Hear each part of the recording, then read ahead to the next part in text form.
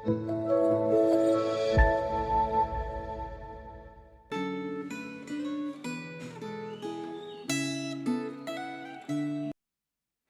jemaat kasih dalam Tuhan, kita bersyukur hari ini kita boleh kembali merenungkan firman Tuhan dari Renungan Gema dan kita akan merefleksikan Renungan Gema ini. Terlebih dahulu kita akan berdoa kepada Tuhan. Mari kita berdoa. Tuhan, kami bersyukur kepadamu untuk saat ini di dalam anugerah Tuhan, kami boleh ada sebagaimana kami ada saat ini. Kami bersyukur untuk istirahat malam kami, dan kami bersyukur kami boleh bangun dari istirahat malam dan beraktivitas sepanjang hari ini. Tuhan, berkati kami ketika kami akan membaca firman-Mu, merenungkannya dan merefleksikannya. Di dalam nama Tuhan Yesus kami berdoa dan bersyukur. Amin.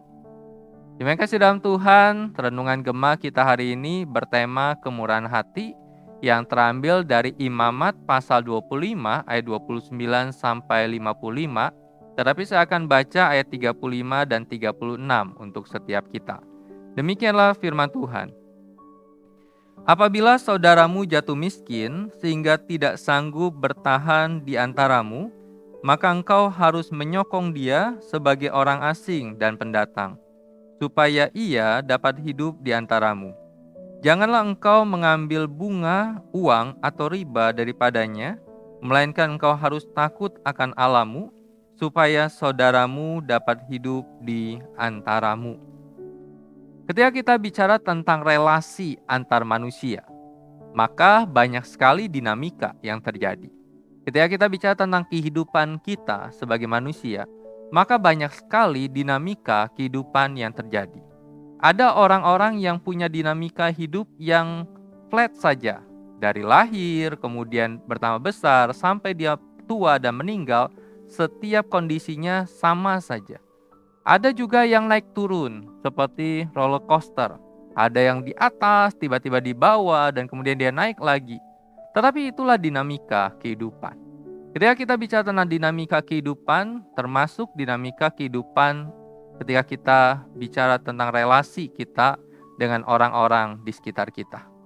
Ketika kita membaca akan Imamat pasal 25 ini, maka kita bisa melihat sebuah dinamika yang Tuhan tunjukkan di dalam kaitan kita, orang Israel, dengan sesama mereka, orang Israel. Apa yang terjadi di situ?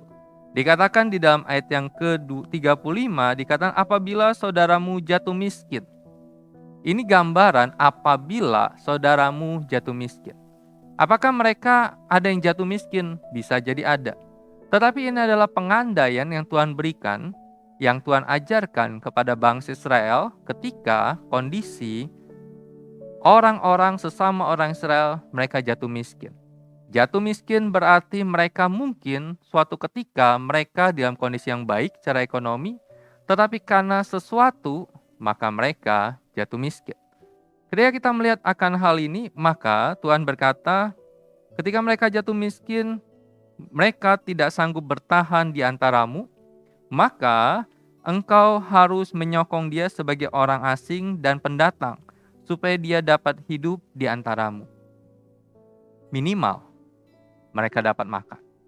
Minimal, mereka bisa punya tempat tinggal yang layak. Itulah yang Tuhan tekankan. Minimal, mereka bisa mempunyai kehidupan yang lebih baik. Kemudian ayat yang ke-36 dikatakan ketika ada orang yang mungkin berhutang kepada bangsa Israel atau orang Israel. Maka Tuhan katakan jangan mengambil riba. Jangan mengambil keuntungan yang membuat hidup mereka itu semakin berat karena besarnya bunga yang mereka harus bayar dibandingkan dengan pokok hutang yang mereka miliki. Ketika kita melihat akan ini betapa luar biasanya Tuhan kita. Tuhan begitu peduli kepada ciptaannya. Tuhan begitu peduli kepada umatnya. Tuhan begitu sayang sehingga hal-hal yang sederhana, relasi antar manusia, relasi hutang piutang, relasi kecukupan kebutuhan, begitu Tuhan perhatikan. Ketika kita melihat akan hal ini, kenapa Tuhan ajarkan kepada bangsa Israel? Karena bangsa Israel adalah umat Allah. Bangsa yang telah menerima akan anugerah pemeliharaan Tuhan kepada mereka. Bangsa Israel pernah menjadi bangsa yang diperbudak. Bangsa Israel pernah berjalan di padang gurun 40 tahun lamanya. Bangsa Israel pernah tidak punya apapun. Sampai mereka harus, ketika bicara tentang air, mereka harus meminta kepada Tuhan. Bicara tentang daging, mereka harus minta kepada Tuhan. Dan Tuhan berikan mereka air, minum, dan daging untuk mereka makan. Bangsa Israel telah mengecap akan kasih karunia Tuhan, kemurahan Tuhan, belas kasihan Tuhan di dalam hidup mereka. Bangsa Israel yang telah mengalami pemeliharaan Tuhan, yang telah dipelihara Tuhan, yang telah diberikan tanah pusaka oleh Tuhan. Maka bangsa Israel yang sama, mereka dipanggil untuk menjadi berkat bagi saudara mereka yang membutuhkan. Bapak yang kasih dalam Tuhan, ketika kita melihat akan hal ini, maka kita pun adalah orang-orang yang telah mengecap akan kasih karunia Tuhan, mengecap akan pemeliharaan Tuhan di dalam hidup kita. Kita yang telah dipelihara oleh Tuhan, kita yang telah diizinkan Tuhan untuk bekerja, dan melalui pekerjaan kita mendapatkan hasil untuk memenuhi kebutuhan kita. Kita yang diberkati Tuhan sehingga kita masih bisa makan setiap hari, 3 kali sehari. Kita yang masih bisa membeli sesuatu ketika kita ingin dan kita bisa beli. Semuanya itu karena belas kasihan Tuhan, kemurahan Tuhan, berkat Tuhan bagi kita. Tetapi ingat, mungkin orang-orang di luar sana, orang-orang saudara seiman kita, bisa jadi mereka bergumul untuk makan sehari-hari. Mereka bergumul untuk kehidupan sehari-hari. Mereka itu mungkin adalah orang yang duduk di sekitar kita ketika kita beribadah. Mereka mungkin adalah orang-orang yang sama-sama melayani dengan kita di gereja kita. Mereka mungkin adalah orang-orang yang hadir di dalam kebaktian doa Rabu bersama kita. Tetapi mereka adalah orang yang bergumul dengan hal-hal mencukupi kebutuhan mereka. Kita mungkin berdoa, dan sering kali kita berdoa supaya Tuhan pelihara hidup semua orang, anak-anak Tuhan dalam kebutuhan mereka. Tetapi pernahkah kita berdoa supaya Tuhan berikan kita kemurahan hati untuk menolong orang-orang di sekitar kita? Bukalah mata kita, bukalah telinga kita, ulurkanlah tangan kita untuk menolong. Tuhan sudah memberikan kita, dan Tuhan pakai kita untuk menjadi saluran berkat bagi orang-orang di sekitar kita. Biarlah pengajaran Tuhan kepada bangsa Israel pun menjadi pengajaran kita sebagai orang-orang yang diselamatkan oleh Tuhan.